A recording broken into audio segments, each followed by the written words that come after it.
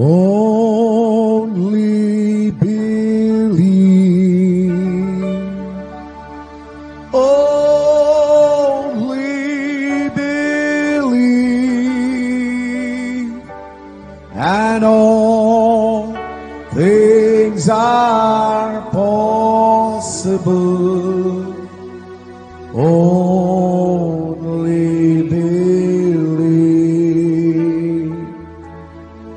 My Lord, I believe. Yes, I believe. My Lord, I believe Amen.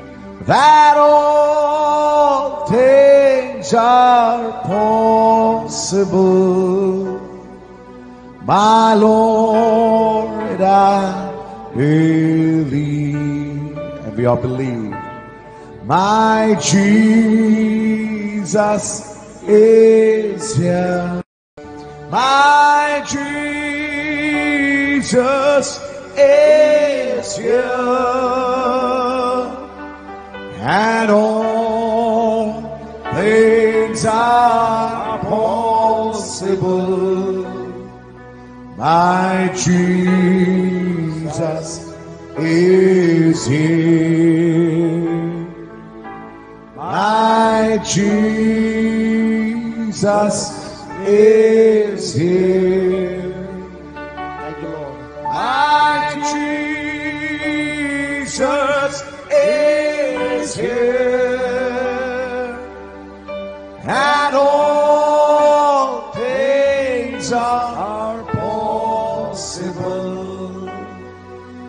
My Jesus is here. Praise Lord. Hallelujah. పరిశుద్ధ గ్రంథము వైపు తిరుగుదాం. పరిశుద్ధ గ్రంథంలో నుండి ప్రకటన గ్రంథము 4వ అధ్యాయము 3వ వచనం చదువుదాం. ప్రకటన గ్రంథము 4వ అధ్యాయము 3వ వచనం. ఆసీనుడైన వాడు దృష్టికి సూర్యకాంత పద్మరాగములను పోలినవాడు మరకతము వలె ప్రకాశించు వర్షపు ధనస్సును సింహాసనమును ఆవరించి ఉండెను. సింహాసనము చుట్టూను 24 సింహాసనాలుండెను. ఈ సింహాసనాల యందు 24 పెద్దలు తెల్లని వస్త్రము ధరించుకొని తమ తలల మీద సువర్ణ కిరీటము పెట్టుకున్న వారై కూర్చుండిరి. చాలండి. ఇంకొక లేఖన భాగం ఆది కాండము 22వ అధ్యాయము 1-2 వచనాలు. ఆ సంగతులు జరిగిన తరువాత దేవుడు అబ్రహామును పరిశోధించెను. ఎట్లనగా ఆయన అబ్రహామా అని పిలవగా అతడు చిత్తము ప్రభువా నెను. అప్పుడు ఆయన నీకు ఒక్కడై ఉన్న నీ కుమారుణ్ణి అనగా నీవు ప్రేమించి ఇస్సాకును తీసుకొని మోరియా దేశమునకు వెళ్ళి అక్కడ నేను నీతో చెప్పబోవు పర్వతములలో ఒకదాని మీద దహన బలిగా అతన్ని అర్పించమని చెప్పింది. చాలండి. ప్రార్థన. స్తోత్రములు ప్రభువా, మహిమగల రాజా, మీకే స్తుతులు స్తోత్రాలు ప్రభువా. అయ్యా, ఇక్కడ నీ వాక్య భాగము చదవబడి ఉన్నది ప్రభువా. దయచేసి నీ వాక్యమనే రొట్టెను విరచి ప్రభువా నీ ప్రియబిడ్డలైన మాకివ్వండి ప్రభువా. వాక్యం ద్వారా నేడు మమ్మల్ని పోషించండి ప్రభువా. మేము బ్రతుకుతున్నది కేవలం నీ వాక్యాన్ని బట్టి ప్రభువా. వాక్యం ద్వారా మేము జీవిస్తున్నాము ప్రభువా. అయ్యా నాయన, ఇప్పటిదాకా నీ ప్రియబిడ్డల పాటల ద్వారా నిన్ను స్తుతించారు. చప్పట్లు కొట్టుచు వాయిద్యాల ద్వారా కంఠ స్వరాల ద్వారా నీకు మహిమను తెచ్చారు ప్రభువా. అతి ప్రాముఖ్యమైన భాగంలోనికి మేము వచ్చి ఉన్నాము ప్రభువా. ప్రకటన గ్రంథము 4వ అధ్యాయంలో 2వ భాగము పుస్తకాన్ని మేము ధ్యానం చేస్తూ ఉండగా ప్రభువా మీరే ప్రభువా అయ్యా దీనిలో ఉన్న విషయాలు నాయన మాకు అర్థమయ్యే రీతిలో మేము గ్రహించగలిగిన విధముగా మాతో మాట్లాడమని పరిశుద్ధాత్మ సన్నిధి ఇక్కడ ఉంచమని, నీ ప్రసన్నత ఇక్కడ ఉంచమని నజరేయుడైన యేసుక్రీస్తు నామములో ప్రార్థన చేసి అడిగి వేడుకొనుచున్నాము. ఆమేన్. హల్లెలూయా. సరే, చాలా జాగ్రత్తగా గమనిద్దాం. చిన్న వర్తమానము, ప్రకటన గ్రంథము 4వ అధ్యాయము భాగము 2. దీంట్లో మరి అబ్రహాము గురించి ప్రవక్త ఇక్కడ తీసుకుంటున్నాడు. Praise Lord. మరి ఇక్కడ మనం 22వ అధ్యాయంలో చూచినట్లయితే అబ్రహాముకు 2వ టెస్ట్ ఏంటండి? అది డబుల్ టెస్ట్ అన్నమాట. అంతకుముందు వాగ్దాన కుమారుడిని ఇచ్చే ముందు ఒక పరీక్ష పెట్టాడు.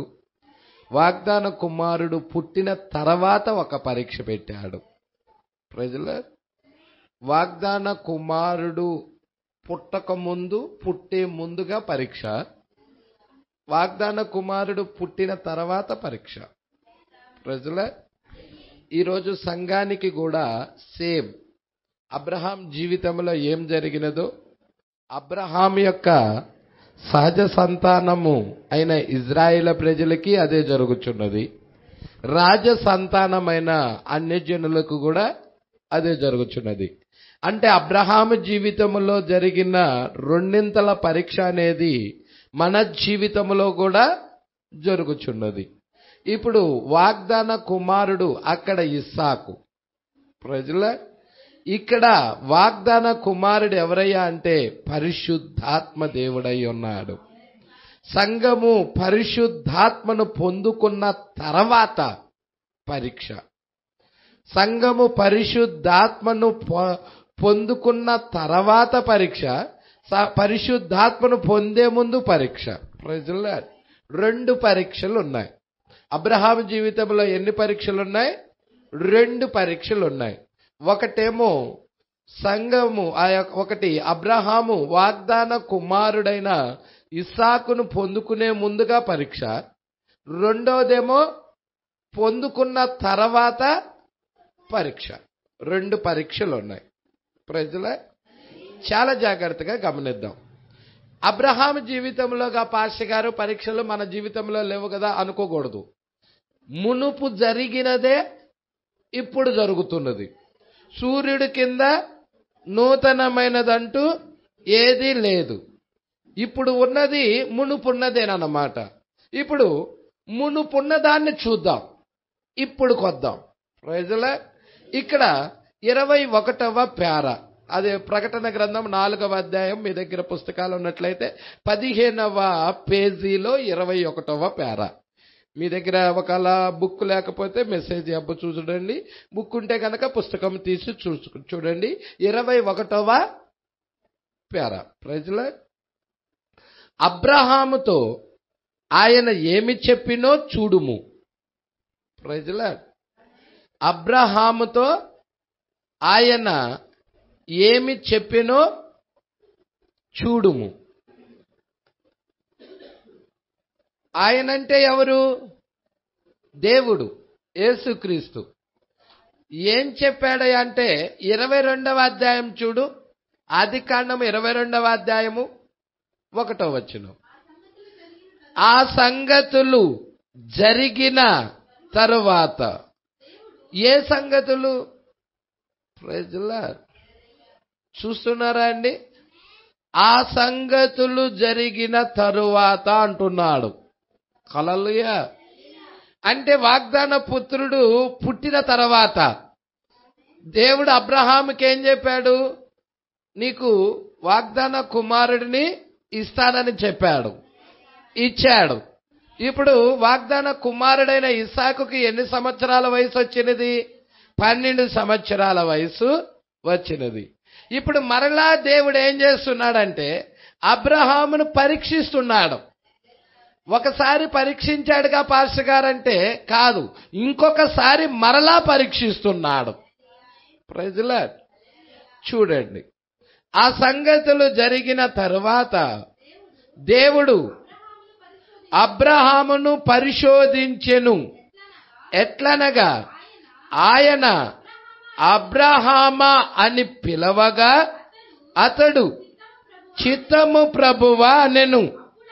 అప్పుడాయన, నీకు ఒక్కడై ఉన్న నీ కుమారుణ్ణి అనగా నీవు ప్రేమించు ఇస్సాకును తీసుకొని మోరియా దేశమునకు వెళ్ళి అక్కడ నేను నీతో చెప్పబోవు పర్వతములలో ఒక దాని మీద దహన బలిగా.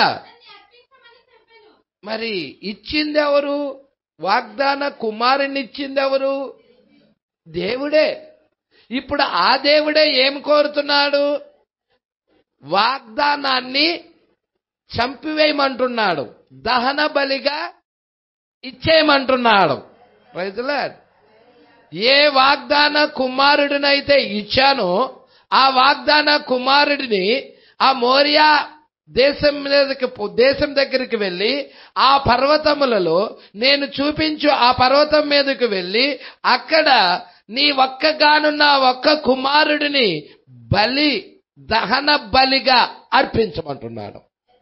ప్రజల దేవుడే ఆ కుమారుడిని ఇచ్చింది, మరలా దేవుడే ఆ కుమారుడిని కోరుతున్నాడు. పట్టుకుంటున్నారా అండి? ఇచ్చింది ఇస్సాకునిచ్చింది దేవుడే, మరలా దేవుడే ఆ కుమారుడిని బలిగా ఇవ్వమని కోరుతున్నాడు. హల్లెలూయా. ఇక్కడ జాగ్రత్తగా పట్టుకుందాం. ఈ విషయము మరి మన జీవితంలో కూడా జరిగిద్దా పాస్టర్ గారు? Must and should. అబ్రహాము విశ్వాసులకు తండ్రి. అబ్రహాము జీవితంలో ఏమి జరిగినదో అవే కార్యాలు సంఘము జీవితంలో కూడా జరగబోతున్నాయి. ఎన్నుకోబడిన వధువు యొక్క జీవితంలో కూడా అవే సంఘటనలు జరగబోతున్నాయి. Praise the Lord. మరి చాలా జాగ్రత్తగా గమనిద్దాం. చూద్దామా? జాగ్రత్తగా గమనించాలి. ఇప్పుడు అబ్రహాము దేనికి సాదృశ్యముగా ఉన్నాడంటే ఈ చివరి కాలంలో ఉన్న ఈ సంఘ కాలాలకి సాదృశ్యముగా ఉన్నాడు. Praise the Lord. అబ్రహాముకి బహుకాలము గడిచిన వృద్ధుడై ఉన్నా గాని పిల్లలు లేరు. హల్లెలూయా. ఇప్పుడు పిల్లలంటే ఏంటి? ఫలాలు. బిడ్డలంటే ఏంటి? ఫలాలు. సంఘము కూడా మనం చూస్తున్నాము. పెంతెకోస్తు దినాన ప్రారంభమైన సంఘము, హల్లెలూయా, అది క్రమేణా ఏమైందంటే 325 దగ్గర నైసా కౌన్సిల్ దగ్గరికి వచ్చేసేదలకే అదేమైనది? ఆ పెంతెకోస్తు దినాన ప్రారంభమైన సంఘము, ఆ బోధ ఏమైనది? చనిపోయినది. తర్వాత మనం చూస్తున్నాము ఇక మరలా ఆ ఫలాలు తీసుకొని రావాలని దేవుడు కోరుతున్నాడు. హల్లెలూయా. సంఘము ఎలాంటి స్థితిలోకి వెళ్ళిపోయినదంటే మోడైపోయిన స్థితిలోకి వెళ్ళిపోయినది, జీవం లేని స్థితిలోకి వెళ్ళిపోయినది. దానిలో ఉన్న వధువు వృక్షము ఆకులు తినేశాయి, పసరు పురుగులు బెరడును తినేశాయి, కాండాన్ని తినేశాయి, ఫలాలను తినేశాయి, మొత్తం మోడై ఉన్నది. అబ్రహాం జీవితము కూడా అలాగే ఉన్నది. హల్లెలూయా. ఇటు సంఘ కాలాలు చూపిస్తా ఉన్నాను. Praise the Lord. దేవుడికి మహిమ కలుగును గాక. కానీ దేవుడు ఏం చేస్తున్నాడంటే అబ్రహాముకి వాగ్దాన కుమారుడిని ఇస్తాడని దేవుడు వాగ్దానం చేశాడు. సంఘానికి కూడా వాగ్దానం చేశాడు. ఏమని వాగ్దానం చేశాడంటే పసరు పురుగులు, గొంగల పురుగులు, చీడ పురుగులు, మిడతలు తినేసిన సంవత్సరాల పంట నేను ఇస్తాను అని. హల్లెలూయా.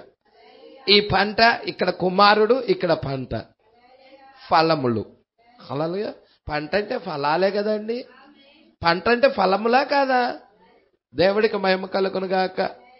చాలా జాగ్రత్తగా మీరు పట్టుకోండి. ఇక్కడ అబ్రహాము ఎలాంటి స్థితిలో ఉన్నాడయ్యా అంటే ఇక్కడ 2 పరీక్షలు అబ్రహాము యొక్క జీవితంలో వచ్చాయి. దాని గురించి ప్రవక్త ఏం చెప్తున్నాడో దానినే తీసుకుందాం. 21వ పేరా. అబ్రహాముతో ఆయన ఏమి చెప్పినో చూడుము, ఆ పర్వతము మీదకి నీ ఒక్కగానున్న ఒక్క కుమారుడిని తీసుకొని వెళ్ళి మరియు బలిగా అర్పించుము అన్నాడు. ఈ మాట పట్టుకుంటున్నారా? ఒక్కగానున్న ఒక కుమారుడిని తీసుకొని వెళ్ళి ఆ పర్వతం మీదకి తీసుకెళ్ళి అక్కడ ఏం చేయాలి? బలిగా అర్పించుము అన్నాడు. ఇక్కడ చూడండి, ఆ కుమారుడిని పొందుకోవటానికి అబ్రహాము ఎన్ని సంవత్సరాలు వెయిట్ చేశాడు? 25 సంవత్సరాలు వెయిట్ చేశాడు. అదే ఇక్కడ చెప్తున్నాడు. అతడు 25 సంవత్సరాలు ఎదురు చూచిన తర్వాత మరియు ఆయన ఇలా అనెను, ఆ పర్వతం మీదకి నీ కుమారుడిని తీసుకొని వెళ్ళి మరి బలిగా అర్పించుము. ఎలా? నేను రాజ్యములకు నిన్ను తండ్రిగా చేస్తాను. 100 సంవత్సరాలైన అబ్రహాము అతడి భార్యకు 90 సంవత్సరాలు మరియు వారికి ఉన్న ఏకైక కుమారుడు. అబ్రహాముకు అప్పుడు సుమారుగా 115 సంవత్సరాలు ఉండవచ్చు. హల్లెలూయా. కావున అతడు ఇలా అనెను, అతడు ఏమి చెయ్యబోచున్నాడు? అది ఎలా జరుగుతున్నది? హల్లెలూయా. నేనైతే ముసలవాడినైపోయాను. నేనెంతో ముసలవాడిని మరియు 25 సంవత్సరాలు ఎదురు చూశాను. నీవు వాగ్దానమును నాకు చేసినప్పుడు నా వయసు ఎంతయా అంటే 75 సంవత్సరాలప్పుడు ఇచ్చావు. మరియు ఇప్పుడు నేను సుమారు 100 సంవత్సరాలు వాడను, 100 సంవత్సరాల వాడను. మరియు శారాకు అప్పుడు 65 సంవత్సరాలు, ఇప్పుడైతే శారాకు 90 సంవత్సరాలు.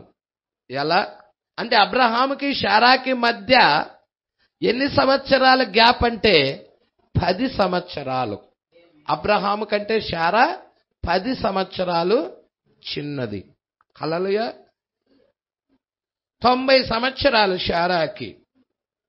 మాకు ఈ కుమారుడు కలిగి ఉన్న తర్వాత నీవు మాకు 25 సంవత్సరాల క్రితం నాకు 75 సంవత్సరాలు ఉన్నప్పుడు చెప్పి ఉన్నావు, నేను కుమారుణ్ణి కలిగి శారాతో ఈ సంవత్సరాలన్నీ గడుపుతున్నానని చెప్పి ఉన్నావు.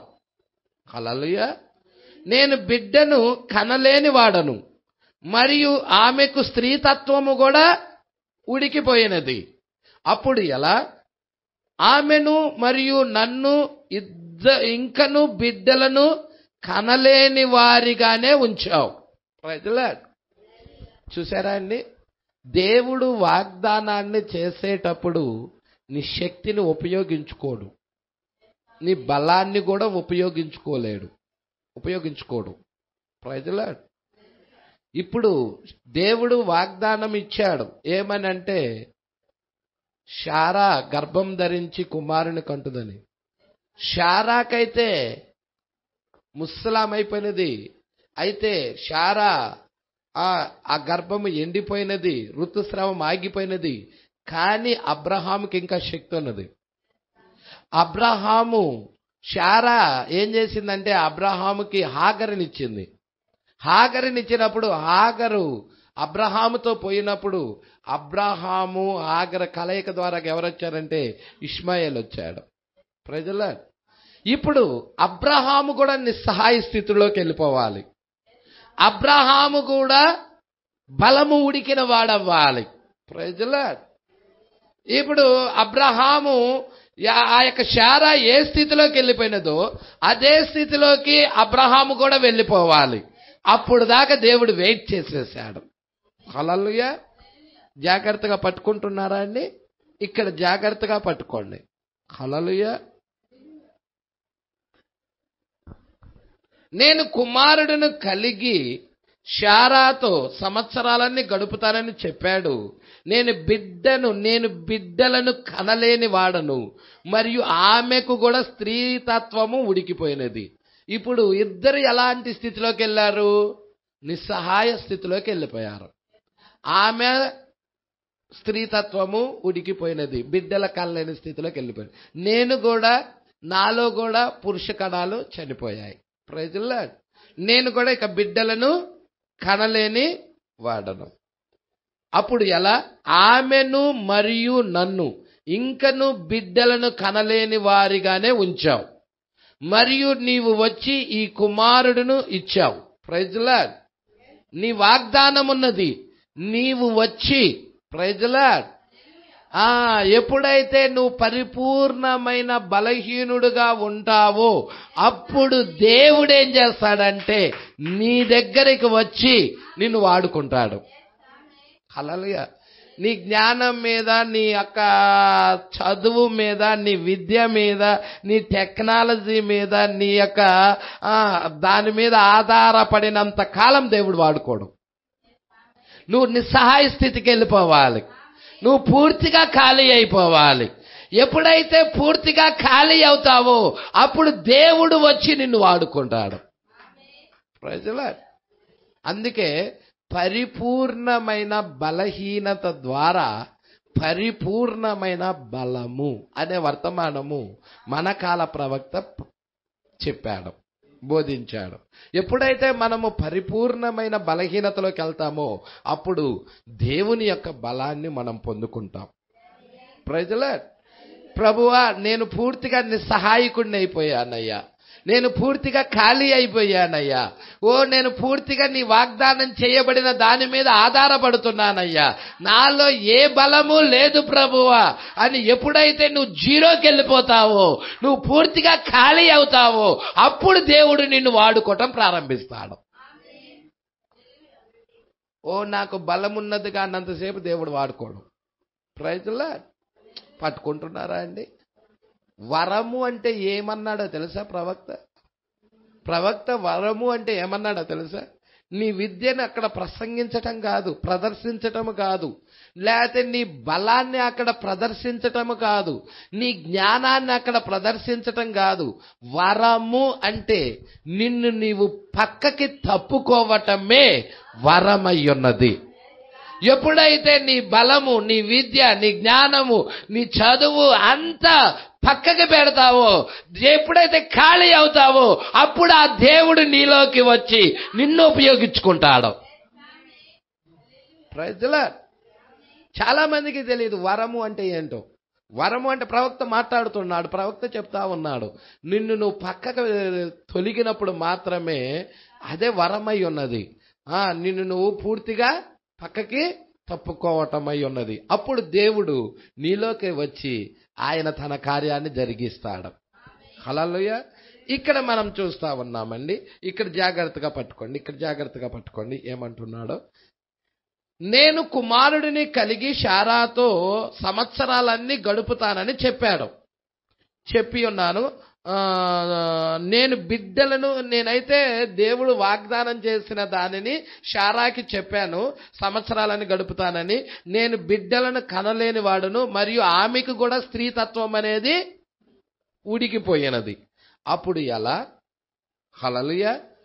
ఆమెయు మరియు నన్ను ఇంకను బిడ్డలను కనలేని వారిగానే ఉంచావు. Praise the Lord. అంటే ఇది జాగ్రత్తగా మీరు అండర్లైన్ చేసినట్లయితే ఈ చివరి దినములలో తిరిగి మరలా పునరావృతమవుతుంది కార్యం. Praise the lord. లవోదికయ సంఘం ఎలాగా ఉన్నది? క్రీస్తుని తీసుకొచ్చే విధానంలో లేదు. లవోదికయ సంఘకాలం పూర్తిగా డబ్బు మీద ఆధారపడినది, ధనవంతురాలునని చెప్పుకుంటుంది, నాకు కొదువలేదని చెప్పుకుంటుంది. Praise the Lord. నులివెచ్చని స్థితిలో ఉండిపోయినది. Praise the lord. అయితే ఎప్పుడైతే చాలా జాగ్రత్తగా గమనించండి, ఇక్కడ ఈ యొక్క వాగ్దానం అయితే ఉన్నది, అబ్రహాముకి కుమారుడిని ఇస్తానని వాగ్దానం అయితే ఉన్నది. చివరి లవోదికయ కాలానికి దేవుడు ఏం చేస్తున్నాడంటే వాగ్దాన కుమారుడిని పంపిస్తానని దేవుడు వాగ్దానం ఉన్నది. ఎన్నుకోబడిన వారికి వాగ్దాన కుమారుడు పంపిస్తానని దేవుడు వాగ్దానం ఉన్నది. అన్ని జనుల సంఘానికి కూడా ఉన్నదా పాస్టర్ గారు? ఉన్నది. ఎవరా వాగ్దాన కుమారుడు? యేసుక్రీస్తు అయి ఉన్నాడు. అక్కడ ఇస్సాకు, ఇక్కడ యేసుక్రీస్తు. వాగ్దాన కుమారుడు ఎవరో కాదు, యేసుక్రీస్తు అయి ఉన్నాడు. Praise the Lord. దేవుడికి మహిమ కలుగును గాక. అక్కడ అబ్రహాం ఉన్నాడు, ఇక్కడ బ్రన్హాం ఉన్నాడు. అక్కడ స్త్రీ బహుకాలము గడిచిన వృద్ధురాలుగా ఉన్నది శారా. ఇక్కడ కూడా సంఘం అలాంటి స్థితిలోనే ఉన్నది. ఎంత మాత్రమును కూడా క్రీస్తు యొక్క ఫలాలు ఈమెలో లేవు. హల్లెలూయా. అబ్రహాము ఎదురు చూస్తా ఉన్నాడు వాగ్దాన కుమారుడు కోసం. బ్రన్హాము ఎదురు చూస్తా ఉన్నాడు మనుష్య కుమారుడు ఈ కాలంలో రావాలని దేవుడు వాగ్దానం చేసిన దాని కొరకు ఎదురు చూస్తా ఉన్నాడు. Praise the Lord. మీరు జాగ్రత్తగా పట్టుకోండి. 7 అక్షరాల పేరు కలిగిన అబ్రహాము, 7 అక్షరాల పేరు కలిగిన బ్రన్హాము. అక్కడ వాగ్దాన కుమారుడు ఇస్సాకు, ఇక్కడ వాగ్దాన కుమారుడు 1963లో వచ్చిన క్రీస్తు. యేసుక్రీస్తు వాగ్దాన కుమారుడా అంటే వాగ్దాన కుమారుడే. ఈ వాగ్దాన కుమారుడు ఎవరికి సూచనగా ఎవరికి ఇస్తున్నాడంటే మీరు చూస్తే 6వ ముద్రలో చెప్తాడు. 6వ ముద్రలో ఆకాశమందు మత్తయి సువార్త 24వ అధ్యాయము 30వ వచనములో చెప్తాడండి. ఏమంటే ఆకాశమందు నేనొక సూచనను, అప్పుడు మనుష్య కుమారుని సూచన ఆకాశమందుకు కనబడును. Praise the Lord. ఎవరి మనుష్య కుమారుడు? వాగ్దాన పుత్రుడై ఉన్నాడు, క్రీస్తై ఉన్నాడు. Praise the Lord. సంగమా పట్టుకుంటున్నారా? ఇక్కడ కొంచెం జాగ్రత్తగా మీరు చూడండి. ఇక్కడ ఎందుకు వచ్చాడు వాగ్దాన కుమారుడైన క్రీస్తు అంటే ఈమె ఏమవ్వాలంటే ఆయన్ని పొందుకోవాలి. ఇక్కడ కొంచెం జాగ్రత్తగా చూద్దాం. ఆమెకు స్త్రీతత్వం ఉడికిపోయినది. అప్పుడు ఎలా? ఆమెను మరియు నన్ను ఇంకను బిడ్డలు కనలేని వారిగానే ఉంచావు, మరియు నీవు వచ్చి ఈ కుమారుడిని ఇచ్చావు. Praise the Lord. ఇక్కడ చూసారండి, నీవు వచ్చి, ఎవరొచ్చారు? నీవు వచ్చి ఈ కుమారుడును ఇచ్చావు. Praise the Lord. అదేంటది? ఆదికాండం 18వ అధ్యాయం. ఎవరొచ్చి? నీవు వచ్చి, మనుష్య కుమారుడు వచ్చి. అవునండి. Praise the Lord. మనుష్య కుమారుడు విజిటింగ్. అబ్రహాము శారా గుడారాలని మనుష్య కుమారుడు విజిటింగ్. ఈ చివరి దినాలలో కూడా దేవుడు మరి అబ్రహాము శారా సంఘాన్ని కూడా విజిటింగ్ చేయబోతున్నాడు. Praise the Lord. అంటే ఆది కాండంలో ఏమున్నదో తిరిగి మరలా రిపీట్ అదే అవుతా ఉన్నది. Praise the Lord. ఇక్కడ మీరు చూడండి, నీవు వచ్చి వాగ్దాన కుమారుడిని ఇచ్చావు.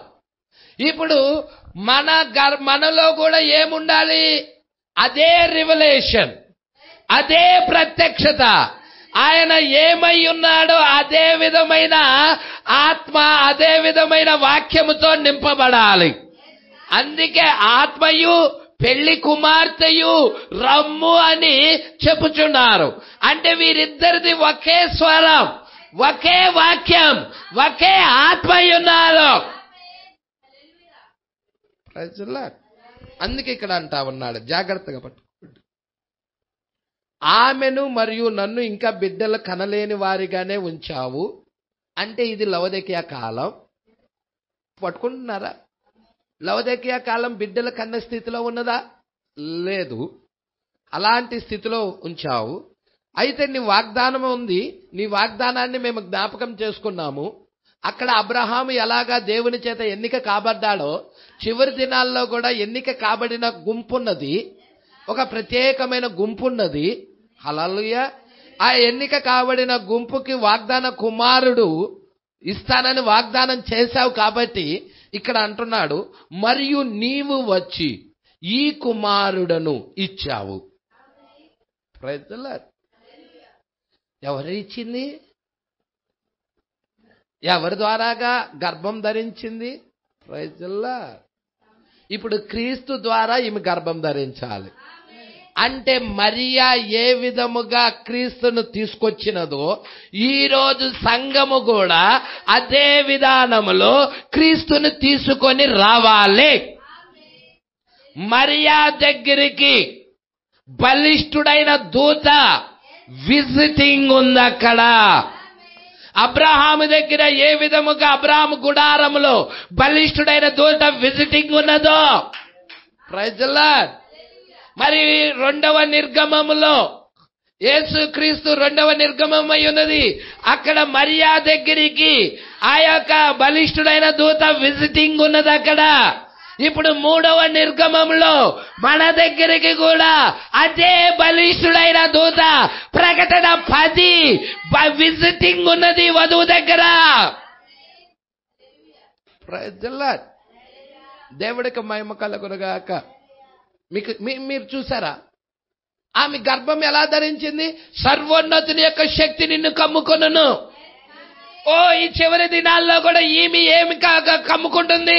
అదే సర్వోన్నతుని శక్తి ఈమెను కూడా కమ్ముకుంటా ఉన్నది. Praise the Lord. నిన్ను కమ్ముకునేది ఆ సర్వోన్నతుని యొక్క శక్తే. ఆ సర్వోన్నతుని శక్తి నిన్ను కమ్ముకున్నప్పుడు నువ్వేం చెబుతావంటే, ఇక పాపం ఆలోచించావు, చెడు నీ దగ్గర ఉండదు. ఆ సర్వోన్నతుని శక్తి నిన్ను కమ్ముకున్నది కాబట్టి వాక్యపు ఆలోచనలు వచ్చేస్తాయి, వాక్యపు తలంపులు వచ్చేస్తాయి, వాక్యాన్ని విశ్వసిస్తావు, వాక్యాన్ని అంగీకరిస్తావు. Praise the Lord. అందుకే ఇక్కడ అంటా ఉన్నాడు, చాలా జాగ్రత్తగా పట్టుకోండి. మరియు నీవు వచ్చి, పట్టుకుంటున్నారా? అబ్రహాం దగ్గరికి వచ్చాడా? ఓ ప్రైజ్ ది లార్డ్. అదే విధముగా రెండో నిర్గమంలో మరియా దగ్గరికి వచ్చాడా? అతి ప్రకాశమానమైన గాబ్రియేలు దూత. దానియేలు దగ్గరికి వచ్చిన అదే గాబ్రియేలు దూత. మరి గాబ్రియేలు దూత అక్కడ క్రీస్తుకు సాదృశ్యమేనా? ఇక్కడ కూడా మరియా దగ్గరికి కూడా క్రీస్తుకు సాదృశ్యమేనా? మరి అదే బలిష్ఠుడైన దూత ఈ చివరి దినాల్లో అన్ని జనులైన వధువు దగ్గరికి వచ్చాడా? నీవు వచ్చి, ప్రైజ్ ది లార్డ్. చాలా ఇంపార్టెంట్ అది. హల్లెలూయా. ఎందుకొరకు వాగ్దాన పుత్రుడిని తీసుకురావటానికి. హల్లెలూయా. అందుకంటున్నాడు నీవు వచ్చి. నువ్వు ఎప్పుడైతే నిస్సహాయకుడిగా వెళ్ళిపోవాలి, పూర్తిగా ఖాళీ అయిపోవాలి. Praise the Lord. అందుకే అంటున్నాడు నీవు వచ్చి ఈ కుమారుడిని ఇచ్చావు, మరియు మేము అతడిని 15 సంవత్సరాలు పెంచి పెద్దవానిగా చేసాం. ఒక వర్తమానంలో 12 సంవత్సరాలు అన్నాడు, ఒక వర్తమానంలో 15 సంవత్సరాల నుంచి మించి. దేవుడికి మహిమ కలుగునుగాక. మరియు ఈ కుమారుడి ద్వారా నీవు అన్యజనులలో మరియు ప్రపంచములోని ప్రతి రాజ్యములోను ఆశీర్వదించబడతావు అని నీవు చెప్పావు. Praise the Lord. ఓ అబ్రహాము ఆశీర్వాదం ఎవరి ద్వారాగా? కుమారుడు ద్వారా. ఈరోజు వధువు ఆశీర్వాదం ఎవరి ద్వారాగా? కుమారుడు ద్వారా. అబ్రహాం జీవితంలో ఏం జరుగుతుందో నీ జీవితంలోనే అదే జరుగుతుంది. చూస్తున్నావా? హల్లెలూయా. అబ్రహాము శత్రు గవిని స్వాధీనపరుచుకుంటున్నాడు. హల్లెలూయా. పట్టుకుంటున్నారా అండి? ఎంతమంది పట్టుకుంటున్నారు? అదే వాగ్దానం రిబ్కాకు కూడా ఇచ్చాడు. మీరు ఆదికాండము 24వ అధ్యాయము కనుక చదివినట్లయితే, హల్లెలూయా, ఇక్కడ ఏమంటున్నాడమ్మా? 25, 57 చూడమ్మా. వారు ఆ చిన్నదాన్ని పిలిచి ఆమె ఏమనునో తెలుసుకొందుమని చెప్పుకొని, ఓ దేవుడికి మహిమ కలుగును గాక. పట్టుకుంటున్నారా అండి? ఇస్సాకు క్రీస్తు అయి ఉన్నాడు, రిబకా సంఘమై ఉన్నది. హల్లెలూయా. ఇప్పుడు రిబ్కాని పిలుస్తా ఉన్నాడు. రిబ్కాని ఆ తల్లిదండ్రులు పిలిచి ఏమనునో అని తెలుసుకుందామని చెప్పుకున్నారు. రిబ్కాని పిలిచి ఈ మనుష్యునితో కూడా వెళ్ళేదవా? ఆ మనుషుడి పేరు ఎలియాజర్ అయి ఉన్నాడు. 10 ఒంటెళ్ళు తీసుకొని వచ్చాడు. మరి ఈ కాలంలో 1200 వర్తమానాలు తీసుకొని వచ్చాడు. ఎలియాజరు.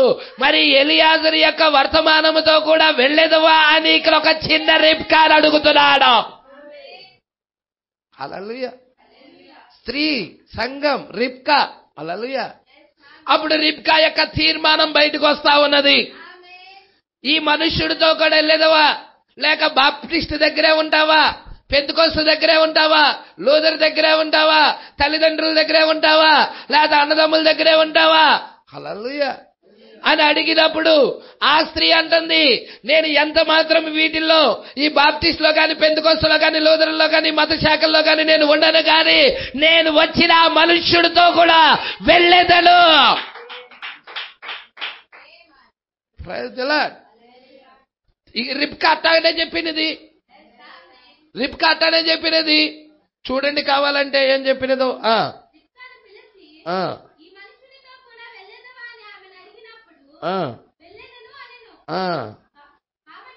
చూసారండి ఏమంది? వెళ్ళేదను. మరి అతని సహోదరి సంఘాలున్నాయి. హల్లెలూయా. అతని సహోదరి సంఘాలున్నాయి. ఆమెకు అన్నదమ్ములు ఉన్నారు. హల్లెలూయా. ఆ సహోదరి సంఘాలను వదిలి కూడా ఆమె వచ్చేస్తా ఉన్నది. ఆమెకి తల్లి సంఘాలు ఉన్నాయి. ఆ తల్లి సంఘాలను కూడా వదిలి వచ్చేస్తా ఉన్నది. Praise the Lord. ఎందుకు? ఎత్తబాటులోకి వెళ్ళటానికి. ఆ మత శాఖల్లో ఉండటానికి ఎంత మాత్రం ఇష్టపడటం లేదు ఆమె ఎల్లప్పుడూ కూడా దేవుడు వాగ్దానం మీద ఆధారపడటానికి ఇష్టపడతా ఉన్నది. దేవుడు వాక్యము కాలమనే ఈ యువతలకి ఆ యొక్క రిబ్కా దగ్గరికి వచ్చి, కాలమనే తెరను దాటుకొని యువతలకి వచ్చి, హల్లెలూయా, రిబ్కాని తీసుకొని కాలమనే తెరను దాటుకొని అవతలకి తీసుకెళ్తా ఉన్నది. నిత్యత్వానికి తీసుకొని వెళ్తా ఉన్నది. నిత్యత్వానికి తీసుకెళ్లే వర్తమానం ఇదే. హల్లెలూయా. అప్పుడు ఏమంటున్నాడు చూడమ్మా, జాగ్రత్తగా పట్టుకో, ఈమె యొక్క వాగ్దానం జాగ్రత్తగా పట్టుకో. కాబట్టి వారు తమ సహోదరి అయిన రిబ్కాని పిలిచి, ఆమె దాదీని, అబ్రహాము సేవకుడిని, అతనితో వచ్చిన మనుషులను సాగనంపినప్పుడు వారు రిబ్కాతో, మా సహోదరి, నీవు వేవేలకి తల్లి వగుదువుగాక, నీ సంతతి వారు తమ పగవాని గవిని స్వాధీనపరుచుకొందురుగాక. Praise the Lord. శత్రు గవిని స్వాధీనపరుచుకోవటం, పగవాడి గవిని స్వాధీనపరుచుకోవటం. పగవాడంటే ఎవరో కాదు, శత్రువు అయి ఉన్నాడు.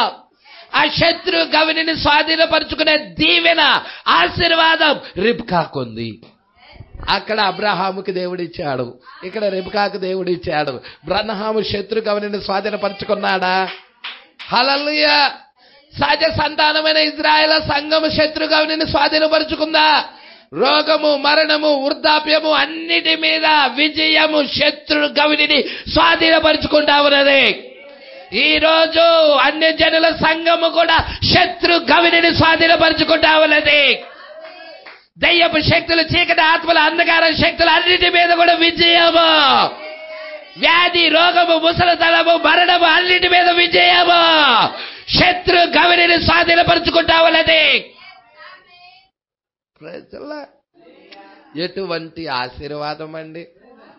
ఈ ఆశీర్వాదం పొందుకోవటానికి నువ్వు వారసురాలు అయి ఉండాలి. నీలో జీవం ఉండాలి.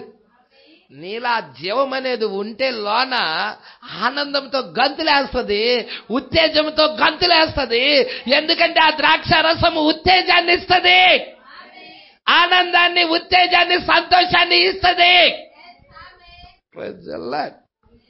పట్టుకుంటున్నారా అండి? జాగ్రత్తగా పట్టుకోండి. అందుకే ఎక్కువగా ప్రార్థనలో ఉండండి, ఎక్కువగా ప్రార్థన. ఎందుకంటే మీ లోపల ఉన్న ఉత్తేజం అపవాది తీసేయాలనుకుంటున్నాడు. అది ఇప్పుడు కాదు, ఎప్పటి నుంచో పేర్కొని ఉన్నది. అది ఇప్పుడు కాదు, ఇప్పుడు అపవాది కొత్తగా నీలోకి రావటం కాదు. ఆల్ రైట్, లోన తృష్ణ వేసుకొని ఉన్నాడు. కాబట్టి వాడిని బయటికి వెళ్ళగొట్టినట్టయితే అప్పుడు జీవము మీలో ఉప్పొంగుతా, సంతోషము, ఆనందముతో మీరు చప్పట్లు కొట్టుతూ దేవుణ్ణి మహిమపరుస్తారు. Praise the lord. ఈ కాలంలో వాక్యము వస్తున్నప్పుడు ఆయన వధువు ఎలా గంతులేస్తుందండి, ఎలా ఆనందిస్తుందండి, ఎలా సంతోషిస్తుందండి. వాక్యములో తన స్థానం చూసుకున్నప్పుడు, వాక్యములో తన స్థానం ఏమై ఉన్నదో ఎరిగినప్పుడు ఆమె ఆనందానికి హద్దులుండవు. Praise lord. చచ్చిన స్థితిలో ఉండదండి. నో, అది ఇంపాసిబుల్. చచ్చిన స్థితిలో ఉండదు. చచ్చిన స్థితిలో ఉండేది ఏంటయ్యా అంటే ఆమె స్థానం తెలియకపోవటము, రెండోది అపవాది ఆమెను కట్టేయటము. Praise lord. ఆమె ఆనందాన్ని, ఆమె సంతోషాన్ని అపవాది దొంగిలీయటము. ఈ రెండు కారణాల వల్ల ఆమె ఆనందించలేకపోతా ఉండింది. కానీ విడిపించబడినట్లయితే, ఆ బంధకాల నుండి విడిపించబడినట్లయితే, దేవుడు వాగ్దాన వాక్యాన్ని పట్టుకున్నట్లయితే ఇక సాతానుడు అక్కడ అంత మాత్రం కూడా నిలబడలేడు. హల్లెలూయా. మరి ఎటువంటి వాగ్దానం ఇచ్చాడండి రిబ్కాకి, అబ్రాహాముకి, సంఘానికి? Praise Lord. మరి వేవేలకి తల్లి వగుదువు, శత్రు గవిని స్వాధీనపరుచుకుంటావని చెప్తావు. మరి అక్కడ అబ్రహాము శారాలు చూడండి, ఇక్కడ రిబ్కా శారాలు చూడండి. వీళ్ళందరూ కూడా రిబ్కా, ఇస్సాకు చూడండి, వీళ్ళందరూ కూడా దేనికి సాదృశ్యం? సంఘాలకే. మరి అవన్నీ కూడా అంతకు ముందు జరిగిన కథలు కాదు, అవి జరిగినవి ఇప్పుడు మరలా జరుగుతున్నాయి. ఒకప్పుడు జరిగినవి ఇప్పుడు మరలా జరుగుతున్నాయి. దాన్నే ఇప్పుడు మనం చూడబోతున్నాం ఈ ప్రకటన గ్రంథం 4వ అధ్యాయంలో. ఇప్పుడు అబ్రహాం జీవితంలో 2 పరీక్షలు ఉన్నాయి. 2 పరీక్షలు. ఒక పరీక్షేమో వాగ్దాన పుత్రుడిని పొందుకోవటం కొరకు, పొందుకునే ముందుగా పరీక్ష వచ్చినది. అబ్రహాము విశ్వాసం ఉంచుతాడా, ఉంచాడా? ఈ వాగ్దాన వాక్యం మీద నీకు విశ్వాసము ఉంటుందా, ఉండదా? హల్లెలూయా. నీకు వాగ్దాన వాక్యం మీద విశ్వాసం ఉంచుతావా లేదా అనేది దేవుడు పరీక్షిస్తాడు. అబ్రహామును ఎలా పరీక్షించాడో అదే విధముగా సంఘాన్ని కూడా దేవుడు పరీక్షిస్తాడో. పరీక్షించిన తర్వాతే దేవుడు వాగ్దాన కుమారుడిని ఇస్తాడో. Praise Lord. పరీక్షించిన తర్వాతే ఇస్తాడో పాస్టర్ గారు? ఎస్, పరీక్షించిన తర్వాతే ఇస్తాడు. దేవుడు పరీక్ష పెట్టకుండా, పరీక్ష లేకుండా ఇవ్వడు. నువ్వు ఆ యొక్క పరీక్షలో నీ విశ్వాసాన్ని పరీక్షిస్తాడు ఆయన. వాక్యము పట్ల నువ్వు చూపుతున్న ప్రేమను పరీక్షిస్తాడు. హల్లెలూయా. అబ్రహాము జీవితంలో 25 సంవత్సరాలు పరీక్షించాడు. ప్రజలే, మరి ఈ వాక్యము పట్ల నువ్వు ఎలాగా జీవిస్తున్నావా, ఎటువంటి ఆ వాక్యానికి ఎటువంటి ఆ ప్రేమను చూపుతున్నావా అనేది ప్రతిరోజు పరీక్షిస్తాడు. దేవుడు పరీక్షిస్తాడు. పరీక్షించిన తర్వాత దేవుడు నిన్ను ముద్రిస్తాడు, పరిశుద్ధాత్మతో ముద్రిస్తాడు. హల్లెలూయా. ఆ ముద్ర వేయబడిందనుకో, విమోచన దినము వరకు మీరు ముద్రించబడి ఉన్నారన్నాడు. అందుకే ఇక్కడ అంటున్నాడు చూడండి, జాగ్రత్తగా పట్టుకోండి. 15 సంవత్సరాలు పెంచి పెద్దవానిగా చేశాము, మరియు ఈ కుమారుడి ద్వారా నీవు అన్యజనులలో మరి ప్రపంచంలోని ప్రతి రాజ్యములో. అబ్రహామా, ఒక సామాన్యమైన మానవుడివి, ప్రపంచములోని అన్ని రాజ్యాలకి నువ్వు తండ్రి అవుతావా ఏంటి? అన్ని దేశాలకి కూడా నువ్వు తండ్రి అవుతావా? దేవుడు వాగ్దానం, దేవుడు వాగ్దానం. Praise the Lord. ప్రపంచంలోని అన్ని దేశాలు, వాడు ముస్లిం అవని, సిక్ అవని, బౌద్ధుడవని, జైన మతస్థుడవని, హిందువు అవని, ఎవరైనా కానీ అన్ని మతాలకి కూడా ఆయన తండ్రి అయి ఉన్నాడు. ఓ ఇజ్రాయేల్ కూడా ఇజ్రాయేల్ ప్రజలకి కూడా ఆయన తండ్రి అయి ఉన్నాడు. హల్లెలూయా. అందుకే విశ్వాసులకు మూల పురుషుడైన అబ్రహాము, ఆయన విశ్వాసులకు తండ్రి. నువ్వు విశ్వాసమైతే నీకు తండ్రి ఆయన.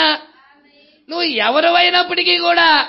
ప్రజలా, మరి అలాంటి యొక్క ఆశీర్వాదం అబ్రహాం జీవితంలో ఇవ్వబోతున్నాడు దేవుడు. ప్రభువా నువ్వు ఎలా చేస్తావు ప్రభువా? అన్ని రాజ్యాలకు, అన్ని రాష్ట్రాలకి, అన్ని ప్రాంతాలకి నేను తండ్రిగా నువ్వు ఎలా చేస్తావు ప్రభువా? నువ్వు అది నా పని కాదు, నేను ఆయన్ని అడగాల్సిన పని కాదు, అవసరమే లేదు. అబ్రహాం అడగలాల. హల్లెలూయా. చూడండి, ఈ కుమారుడి ద్వారా నీవు అన్యజనులలో, నీవు అంటే అబ్రహాం అండి, హల్లెలూయా, అన్యజనుల్లో మరి ప్రపంచంలోని ప్రతి రాజ్యములో ఆశీర్వదించబడతావు అని నీవు చెప్పి ఉన్నావు. దేవా నువ్వే చెప్పావయ్యా ఈ విషయము, హల్లెలూయా. మరియు అన్యజనులకు కూడా నన్ను తండ్రిగా చేస్తానన్నావు. ఒక యూదులకే కాదు, ఇజ్రాయేల్ ప్రజలకే కాదు, అన్యజనులకు కూడా నన్ను తండ్రిగా చేస్తానన్నావు. ప్రభువా రాబోవు తరములకు నన్ను తండ్రిగా చేస్తానన్నావు. ఈ కుమారుడు ద్వారా, ఇదిగో పుట్టిన ఈ వాగ్దాన కుమారుడు ద్వారా ఆకాశము క్రిందనున్న రాజ్యములకు, ఆ దేశాలకి, ఆ ప్రపంచంలో ఉన్న దేశాలకి నీవు నన్ను తండ్రిగా చేస్తానన్నావు. బా చూసారండి, అసలు ఆ వాగ్దానం చూసారా అండి? హల్లెలూయా. మరియు ఈ కుమారుడి ద్వారా విమోచకుడు వస్తాడన్నావు. ఆ విమోచకుడు ద్వారా మానవాళిని విమోచిస్తానన్నావు. ప్రభువా దాన్ని నువ్వు ఎలాగ చెయ్యగలవు? అది అబ్రహాము యొక్క ఆలోచన కాదు, అబ్రహాం యొక్క ప్రశ్నే కాదు. అబ్రహాం చెయ్యాల్సిందేంటంటే అంటే విధేయత చూపటం. నువ్వు చెప్పావు ప్రభువా, అది జరిగిద్దని నమ్మటం.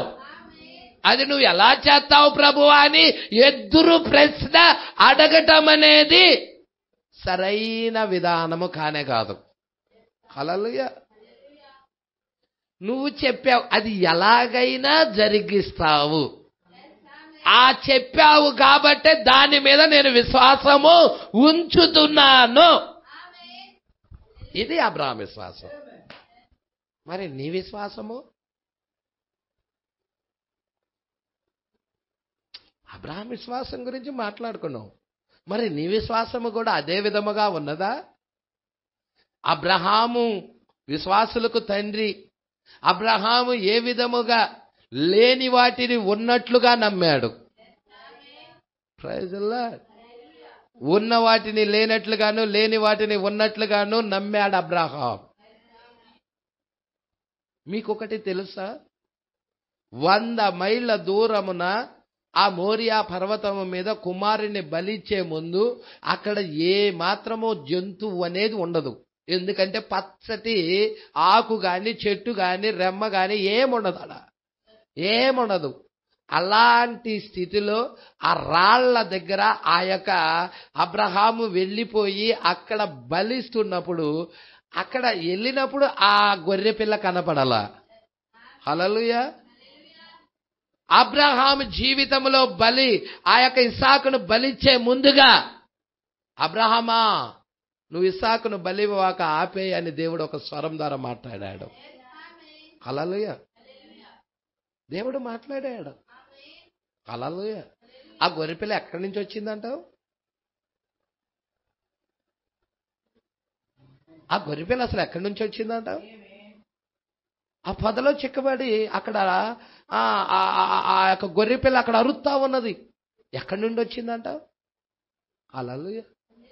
చూడండి జాగ్రత్తగా, ఇక్కడ ప్రవక్త ఏం మాట్లాడుతున్నాడో దాన్నే తీసుకున్నాం. అది నాకు ఇక్కడ జాగ్రత్తగా పట్టుకోండి. అబ్రహాం యొక్క ఆలోచన కాదది. నువ్వు ఎలాగ విమోచిస్తావు అనేది.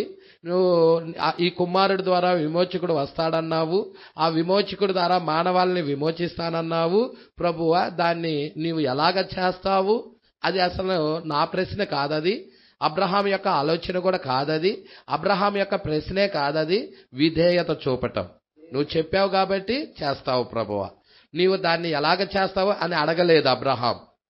ఈరోజు మనమైతే ఎలా జరిగిద్దంటావు? ముందు ప్రశ్న వచ్చింది.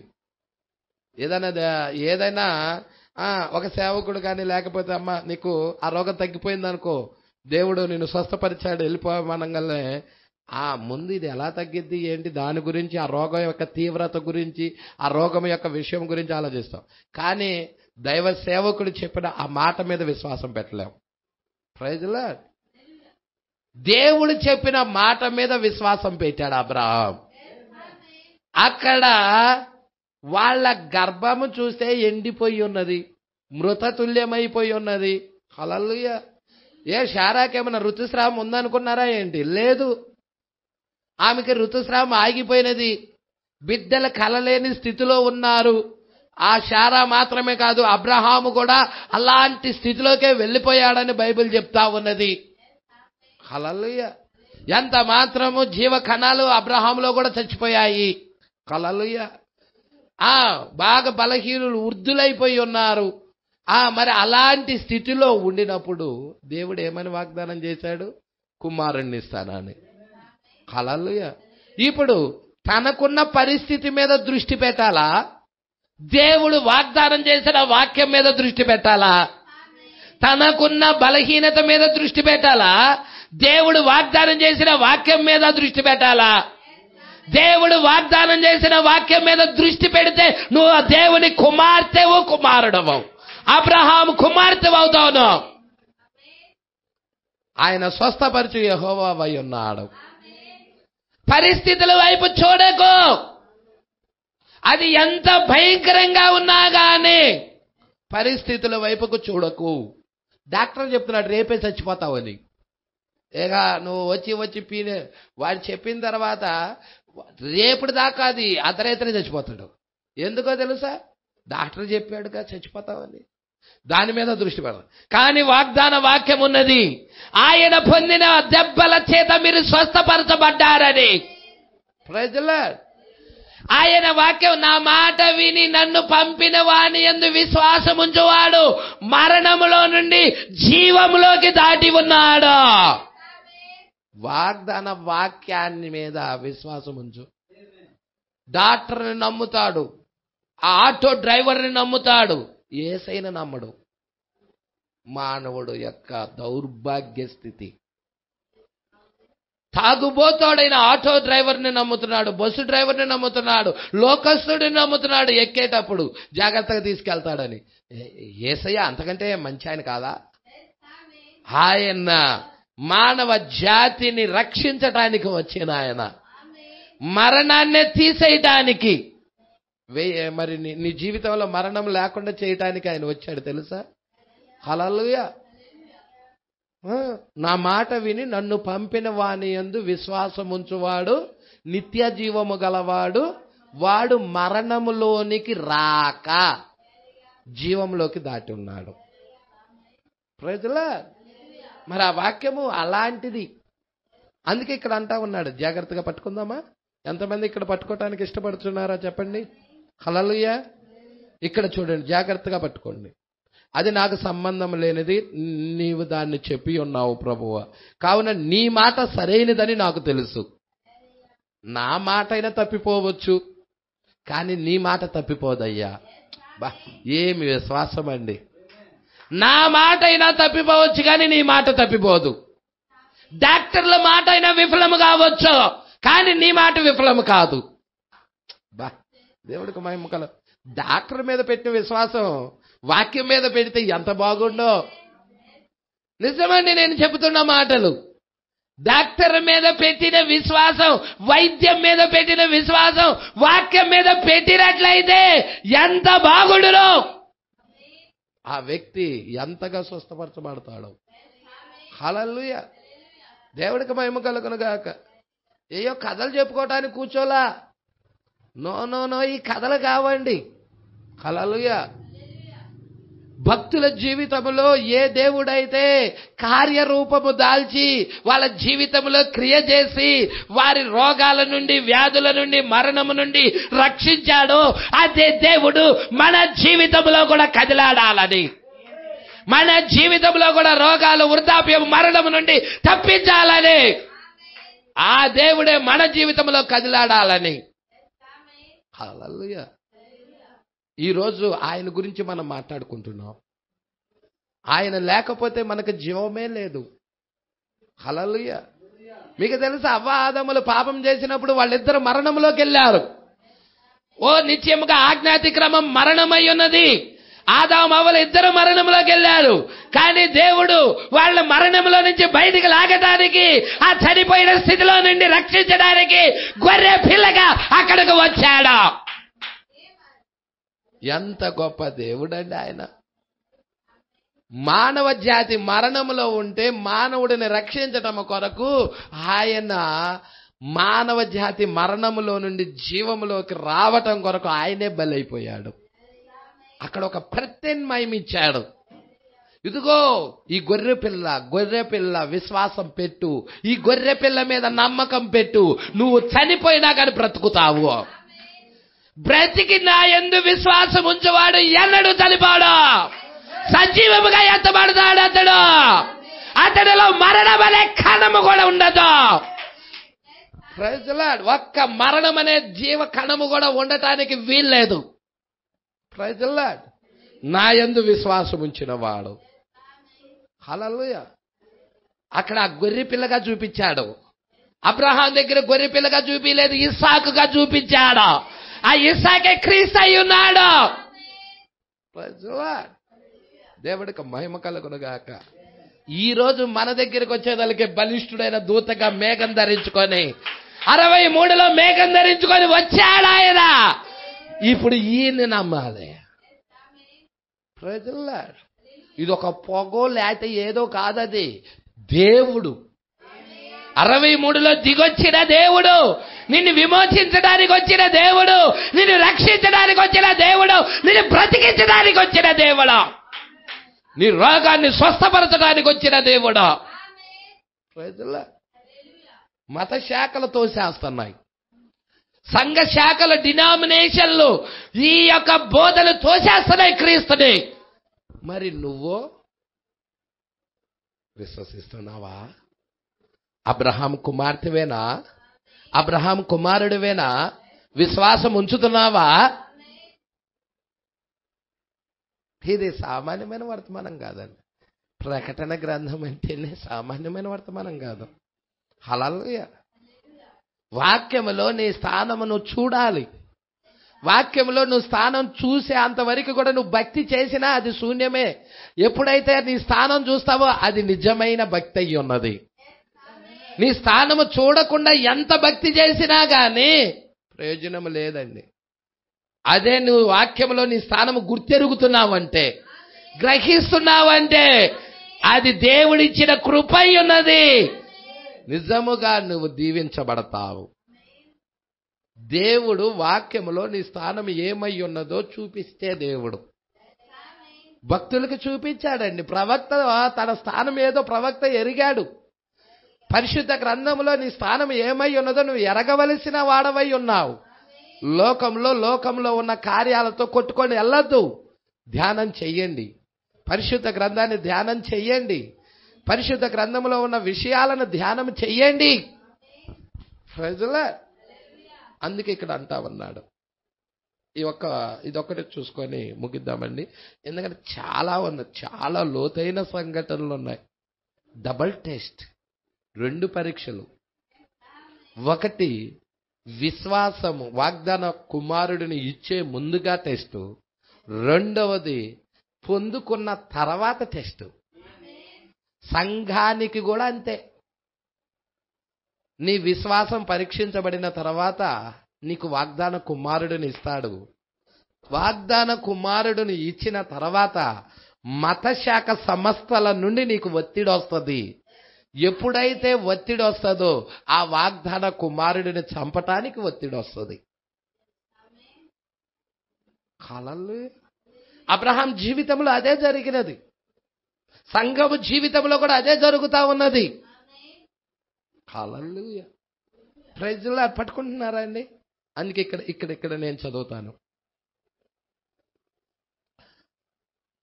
కావున నీ మాట సరైనదని నాకు తెలుసు. నీవు నీ మాటను నా కొరకు నిలబెట్టుకున్నట్లయితే. Praise the Lord. దేవుడు ఎల్లప్పుడూ తన మాట నిలబెట్టుకుంటాడు. ఎంతమందికి తెలుసు ఆయన మాటను నిలబెట్టుకొనుట? వర్తమాన ప్రవక్త మాట్లాడాడండి. ఆయన మాటను నిలబెట్టుకొనుట. హల్లెలూయా. దేవుడు ఎల్లప్పుడూ ఆయన మాటను నిలబెట్టుకుంటాడు. ఆయన చెప్పాడంటే జరగకుండా ఉండనే ఉండదు. మరి ఈ కాలంలో ఏమన్నా చెప్పాడా? మరి అది ఖచ్చితంగా జరిగే తీరుతుంది కదా.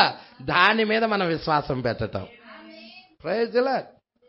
అందుకే అంటున్నాడు, నీవు నీ మాటను నా కొరకు నిలబెట్టుకున్నట్లయితే, మరియు నేనెప్పుడు 75 సంవత్సరాల వాడు, నేను అప్పుడు 75 సంవత్సరాల వాడుగా ఉన్నప్పుడు నువ్వు వాగ్దానం చేశావు.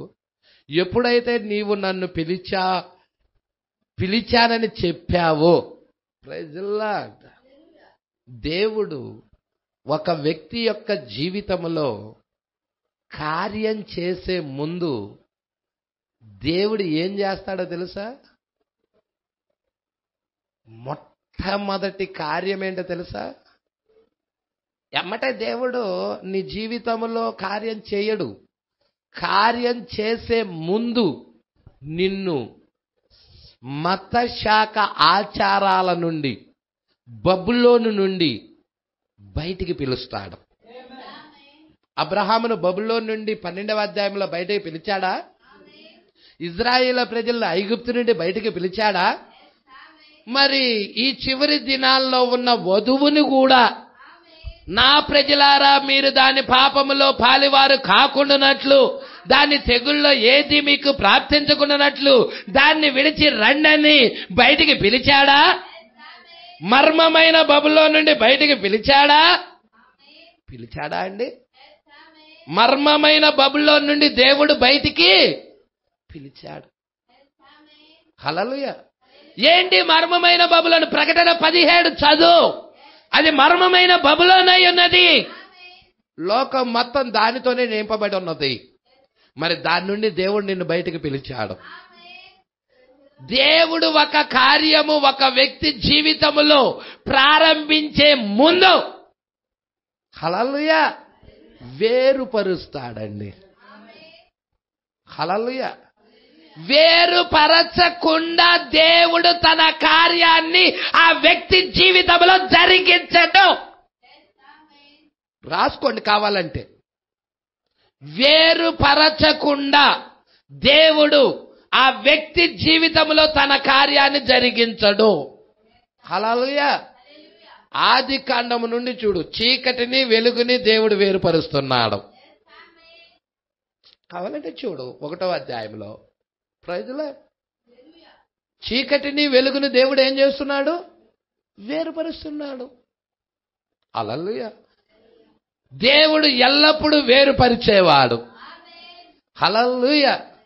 కాబట్టి దేవుడు నీ జీవితంలో కదిలాడే ముందుగా, అబ్రహాము జీవితంలో దేవుడు కదిలాడే ముందుగా అబ్రహామును వేరుపరుస్తున్నాడు.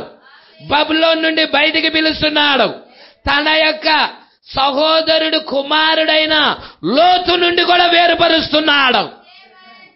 దేవుడు ఎల్లప్పుడూ ప్రత్యేకతను కోరే దేవుడు. మరి నువ్వు ప్రత్యేకంగా ఉండటానికి ఇష్టమేనా? Praise the Lord. ఎల్లప్పుడూ ప్రత్యేకతను కోరే దేవుడు. అందుకే పౌలు గారు దాన్ని రాస్తూ కొరింథీ సంఘములో దాన్ని ఉచ్చారణ చేస్తున్నాడు. ఏమని రాశాడో చూడండి అమ్మ. కొరింథీలకు రాసిన 2వ పత్రిక 6వ అధ్యాయం అమ్మ 14. మీరు అవిశ్వాసులతో జోడుగా ఉండేదే అవిశ్వాసులతో. మరి వాళ్ళ ప్రభావం ఈ మీద పడదా? మరి ఎలాగా నువ్వు వేరుగా ఉన్నట్టండి? ఉండేదే నీ జీవితం మొత్తము అవిశ్వాసులతో. Praise the lord. కానీ దేవుడి వాక్యం సెలవిస్తా ఉన్నది, నువ్వు దేవుడి యొక్క వెలుగు నీ జీవితంలో కదిలాడాలంటే, దేవుడి యొక్క ప్రసన్నత నీ జీవితంలో కనబడాలంటే అవిశ్వాసుల్లో నుండి వేరవ్వాలి. దేవుడు ఒక విశ్వాసిని కోరేది అది. Praise the Lord. అందుకే అంటున్నాడు, ఏమంటున్నాడమ్మా? మీరంటే ఎవరో తెలుసా? ఏర్పరచుకున్నవారు, దేవుడు ఎన్నికలో ఉన్నవారు, దేవుడు కుమారులు కుమార్తెలై ఉన్నారు, దేవుని బిడ్డలై ఉన్నారు. ఆ బిడ్డలతో చెప్తా ఉన్నాడు, దేవుడే చెప్తున్నాడు, ఆత్మ ద్వారా మాట్లాడుతా ఉన్నాడు. పౌలు గారిలో ఉన్న ఆత్మ దేవుడి ఆత్మ ఉన్నది. ఆ ఆత్మ మనతో మాట్లాడుతా ఉన్నది. మీరు అవిశ్వాసులతో జోడుగా ఉండకుడి. ఒకవేళ అలా ఉండటం ద్వారాగా వారి యొక్క ప్రభావం నీ మీద ఖచ్చితంగా పడుతుంది. పడినప్పుడు నువ్వు ఇంకా దేవుడి నుండి దూరం అవుతావు. ప్రజలు, అందుకే మిమ్మల్ని మీరు ప్రత్యేకించుకోవాలి. అసలు నీతికి దుర్నీతికి ఏం సాంగత్యం అండి? నీతికి దుర్నీతికి ఏదైనా సాంగత్యం ఉన్నదా? రెండు ఒకటా? నో. ప్రజల, మరి నీతి క్రియలు జరిగించే వాళ్ళు ఉన్నారు, దుర్నీతి క్రియలు జరిగించే వాళ్ళు ఉన్నారు. దుర్నీతిని ప్రేమించే వాళ్ళు ఉన్నారు, నీతిని ప్రేమించే వాళ్ళు ఉన్నారు. దేవుడి వాక్యాన్ని ప్రేమించే వాళ్ళు ఉన్నారు. ప్రజల, నీతి దేవుడి వాక్యమేనా? ఆయనే కదండి నీతి. పరిశుద్ధత, నీతి ఎవరు? యేసుక్రీస్తా కాదా? హల్లెలూయా. నీతికి దుర్నీతితో ఏమి సాంగత్యం? వెలుగునకు చీకటితో ఏమి? అసలు వెలుగు చీకటి రెండొకటేనా? కాదు కదా. హల్లెలూయా. అంటే వీరిద్దరు కూడా లోకంలో ఉన్నారు కాబట్టి నువ్వు ప్రత్యేకంగా ఉండంటున్నాడు. వెలుగు ఏ విధముగా ప్రత్యేకంగా ఉన్నదో, చీకటి రాత్రిగా ఉన్నది, వెలుగు పగలుగా ఉన్నది. అదే విధముగా నువ్వు కూడా దేవుని కుమారుడివైన నీవు కూడా వాళ్ళ నుండి ప్రత్యేకంగా ఉండు. దేవుడు కోరుతున్నాడు. ప్రకృతిని చూడు, రెండు కలిసి ఉంటున్నాయా? ప్రజల, అవి చీకటి రేతిరిపూట వస్తే, వెలుగు పగట వస్తుంది. ప్రజల, నువ్వు వేరుగా ఉండమని చెప్తుంది. హల్లెలూయా. ఒకే రోజులో రెండు ఉన్నప్పటికీ, ఒకే లోకంలో నీతి అవినీతి రెండు ఉన్నప్పటికీ వేరుగా ఉండమని చెప్తా ఉన్నది. ఇంకేమంటున్నాడమ్మా? క్రీస్తునకు బలియాలంటే ఎవరో తెలుసా? అపవాది, దయ్యం. ఏమి సంబంధము? అవిశ్వాసితో విశ్వాసికి, వాక్యాన్ని నమ్మేవాడికి వాక్యాన్ని నమ్మని వాడికి వీళ్ళిద్దరికి పాలెక్కడది? అసలు ఇష్మాయేలుకి ఇస్సాకుకి పాలెక్కడిది? ప్రజల్లా, హేబేలుకి కయ్యనికి పాలెక్కడిది? ఉందా అండి? లోతుకి అబ్రహాముకి పాలెక్కడిది? ఉందా అండి? లేదు. ప్రజల్లా, పరిశుద్ధ గ్రంథంలో మాటలే నేను మాట్లాడుతుంది. దేవుడికి మహిమ కలుగును గాక. విశ్వాసికి అవిశ్వాసితో పాలెక్కడిది? దేవుని ఆలయమునకు విగ్రహములతో. ఇప్పుడు చెప్పండి నాకు, దేవుడి ఆలయమునకు విగ్రహాలకు ఏమైనా పొందుకుందా? ఏం పొందిక? అందుకే మీరు ప్రత్యేకంగా ఉండండి. మీరు వారి మధ్య నుండి బయలువెడలు ప్రత్యేకంగా ఉండండి. అందుకే అంటున్నాడు చూడమ్మా, మనము, ఆయన విశ్వాసతో మాట్లాడుతున్నాడు, ఎన్నుకోబడిన వ్యక్తితో మాట్లాడుతున్నాడు. మనము జీవము గల దేవుని ఆలయమై ఉన్నాము. అందుకు దేవుడు ఇలాగ సెలవిచ్చుచున్నాడు, నేను వారిలో నివసించి సంచరించును, నేను వారి దేవుడినై ఉందును, వారు నా ప్రజలై ఉందురు. కావున మీరు వారి మధ్య నుండి బయలు వెడలి దేవుడు కోరుతున్నాడు. సర్వశక్తి కలిగిన దేవుడే ఆ మాటలు మాట్లాడుతున్నాడు. అక్కడ ఉంది చూడమ్మా, చదువమ్మా.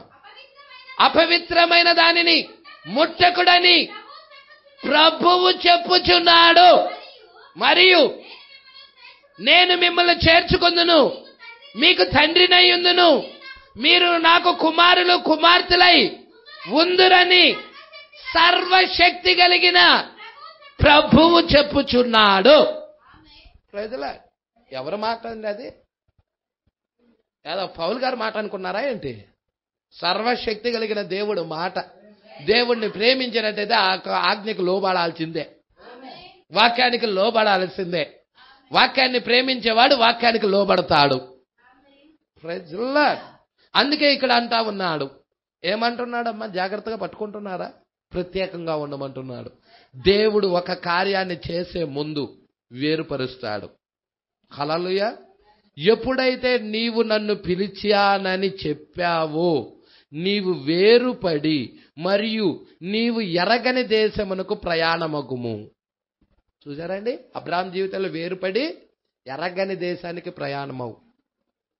అబ్రహామును వేరుపరిచిన అదే దేవుడు అబ్రహాము భౌతికమైన సంతానం ఇస్సాకు ద్వారా వచ్చిన సంతానం ఇజ్రాయేల్ ప్రజలని వేరుపరుస్తున్నాడు.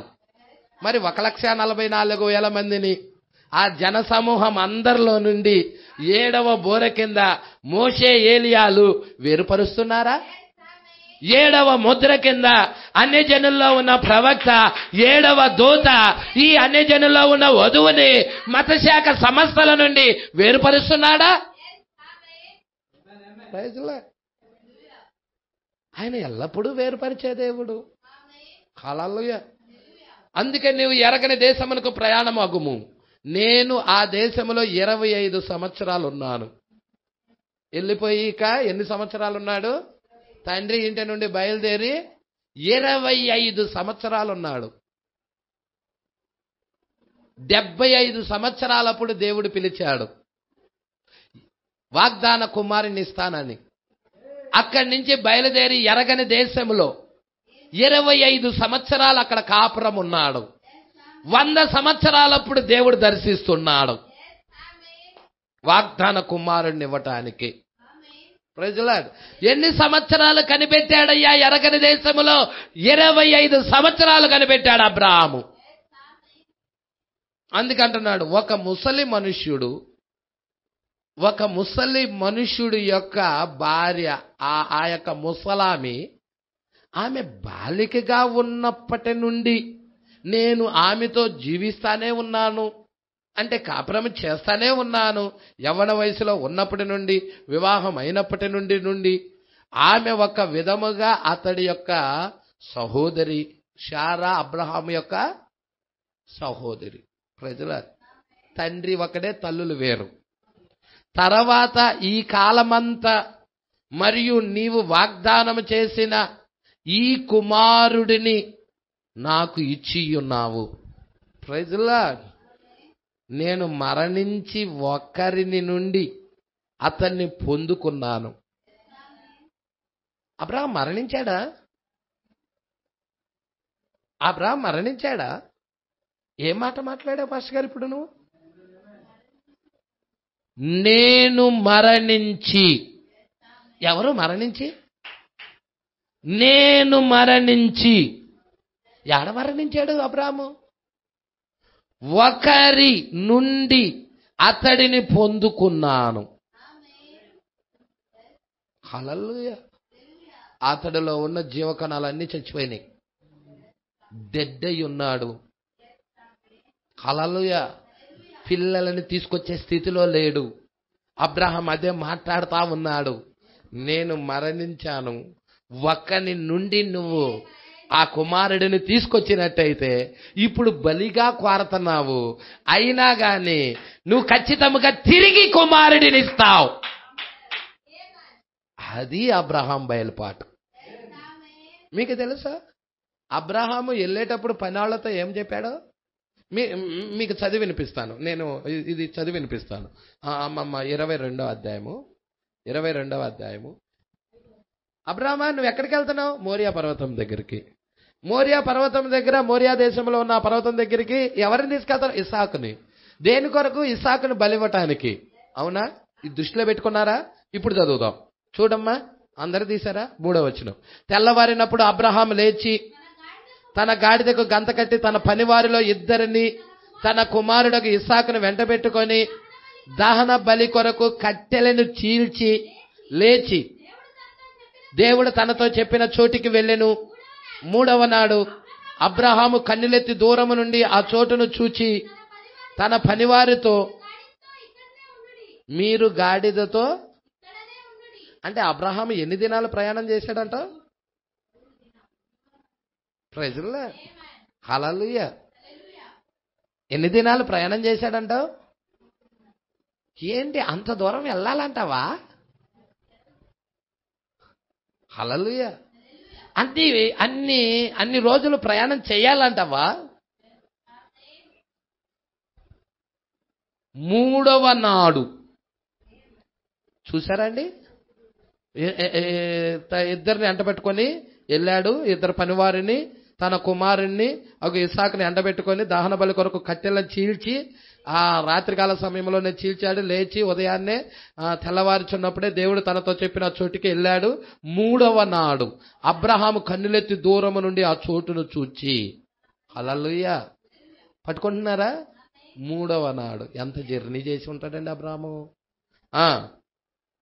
5వ వచనం, తన పనివారితో మీరు గాడిదతో ఇక్కడే ఉండుడి, నేనును ఈ చిన్నవాడును ఆ పర్వతము పైకి వెళ్ళి దేవునికి మ్రొక్కి మరలా మీ యొద్దకు వచ్చేదమని వస్తాను అనాలి.